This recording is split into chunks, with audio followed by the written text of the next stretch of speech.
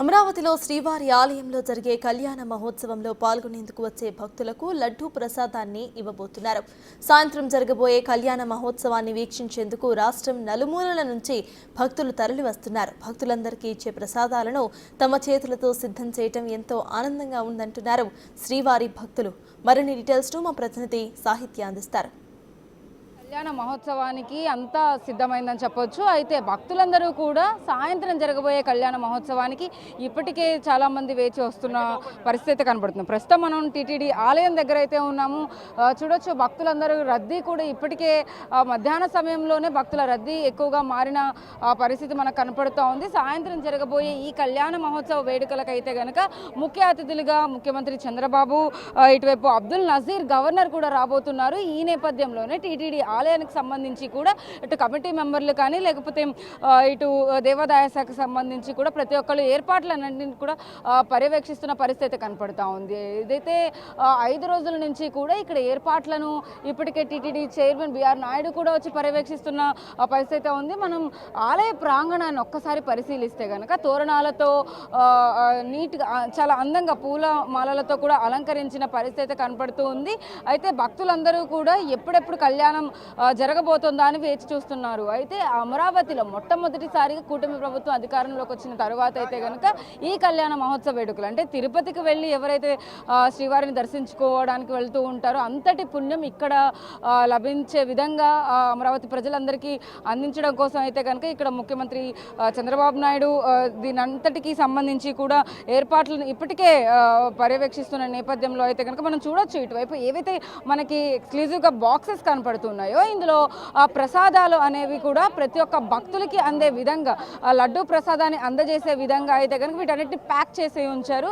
ఈ బాక్సెస్లోనే శ్రీవారి ప్రసాదాలు అయితే కనుక వీళ్ళు పెట్టిన పరిస్థితి అయితే ఉంది. ఈ బాక్సెస్ అన్నింటిలో నుంచి కూడా ఆ ప్రసాదాలు ఎవరైతే వస్తూ ఉంటారో అంటే 40,000కి పైగా భక్తులు వచ్చే అవకాశం ఉంది. కాబట్టి ఇక్కడ సిట్టింగ్ కూడా అంటే 25 ఎకరాల ల్యాండ్లో అయితే కనుక ఈ కార్యక్రమాన్ని చేపడుతున్నారు. కాబట్టి సిట్టింగ్ పర్పస్ కూడా అన్ని కుర్చీలను వేసిన పరిస్థితి అయితే ఉంది. ఈ లడ్డు ప్రసాదాలన్నిటినీ కూడా ఇప్పటికే ఇక్కడ కొన్ని చేర్చబోతున్నారు. వీటన్నిటిని కూడా భక్తులందరికీ అందే విధంగా అయితే కనుక ఇక్కడ పేర్చిన పరిస్థితి అయితే ఉంది. అయితే మనం ఆలయం దగ్గర ఉన్నాము, చాలామంది భక్తులు కూడా ఉన్నారు.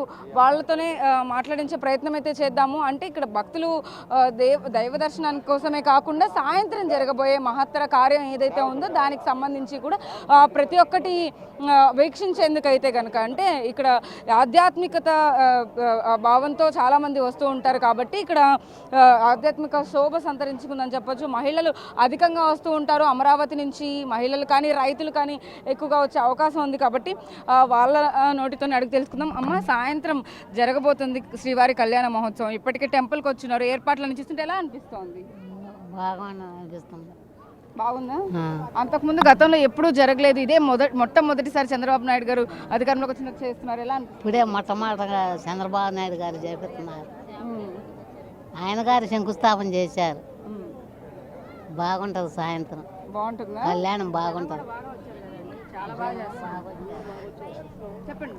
చాలా బాగా చేస్తున్నారండి. మేము సేవకు వచ్చాము ప్యాకింగ్లు అవి చేయటానికి. చాలా బాగా చేస్తున్నారు. పొద్దున టిఫిన్లు కానీ మధ్యాహ్నం భోజనాలు కానీ చాలా బాగా చేస్తున్నారు. జనం కూడా బాగా వచ్చారండి. చాలా బాగా చేస్తున్నారు. చుట్టుపక్కల 10 ఊళ్ళ నుంచి జనాలు వచ్చారు. బ్రహ్మాండంగా చేస్తున్నారు. ఇప్పుడు భక్తులందరికీ సరిపడా విధంగా ఏర్పాట్లు కానీ భోజన వసతులు అన్నీ బాగున్నాయి. భోజన వసతులు కానీ వచ్చిన వాళ్ళందరికీ వాటర్ బాటిల్స్ ఇవ్వటం కానీ భోజనాలు టిఫిన్లు కానీ అన్నీ చాలా బాగున్నాయండి. అంటే ఫస్ట్ టైం ఇదే చేయటము. చాలా బాగా చేస్తున్నారు అసలు. వచ్చారు ఏంటి, ఎలా అనిపిస్తుంది? మేము విజయవాడ నుంచి వచ్చామండి. 10 మంది వచ్చాము సేవకి. చాలా బాగా చేస్తాం. వచ్చాం దగ్గర కొంచెం హెల్పింగ్ చేస్తాం కానీ మంచినీళ్ళు టిఫిన్లు భోజనాలు అంతే బాగానే ఉంది. చాలా బాగుంది. ఎలా జరగబోతుంది అనుకుంటున్నారు? సూపర్ జరిగిద్దండి. బ్రహ్మాండంగా జరిగింది. కూడా బాగా వస్తున్నారు కదా. డెకరేషన్ అది కూడా బ్రహ్మాండంగా చేశారు. మేము స్వామివారి సేవలో ఉదయం 9 గంటల నుంచి ప్రసాదాల బాక్సులన్నీ గుళ్ళో నుంచి బయటికి చేరవేయడం జరిగింది. ఇక్కడ తిరుమల తిరుపతి దేవస్థానం వారు మన ఆంధ్రప్రదేశ్ గవర్నమెంట్ వారి సహకారంతో ఏర్పాటు బ్రహ్మాండంగా చేశారు. అంగరంగ వైభవంగా మొట్టమొదటిసారిగా మన ఆంధ్రప్రదేశ్లో స్వామివారి కళ్యాణం బాగా తిరుమలలో ఏ విధమైతే జరుగుతుందో అదేవిధంగా దేవస్థానం ఉండి అదేవిధంగా అలంకరణలు జరిగి స్వామివారు కన్నుల పండుగగా నేత్రపర్వంగా దర్శనమిచ్చారు. మాకు ఈరోజు మంచి అవకాశం కల్పించిన తిరుమల తిరుపతి దేవస్థానం వారికి నమస్సమాంజలి.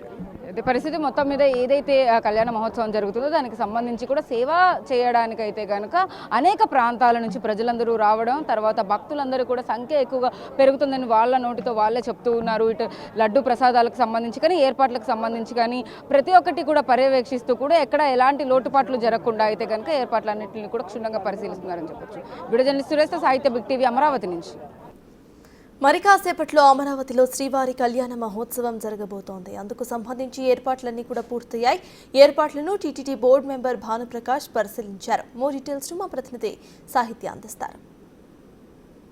అమరావతిలో శ్రీవారి కళ్యాణ మహోత్సవ వేడుకలు అంగరంగ వైభవంగా కొనసాగుతూ ఉన్నాయి. సాయంకాలం 6:30కి మొదలయ్యే ఈ కళ్యాణ మహోత్సవానికి అయితే కనుక ఏర్పాట్లు శరవేగంగా చేస్తున్నారు. ఇటు టీటీడీ బోర్డు మెంబర్స్ కూడా ఇక్కడికి వచ్చున్నారు. ప్రస్తుతం అంతా భానుప్రకాష్ గారు ఉన్నారు. సార్ నమస్తే. ఏంటి సాయంత్రం జరగబోయే కళ్యాణ మహోత్సవ వేడుకలన్నీ కూడా ఏర్పాట్లన్నీ చాలా అద్భుతంగా చేశారు. ఎంత సమయం పట్టింది, ఏంటి సార్, ఎంతమంది రాబోతుంది? దాదాపు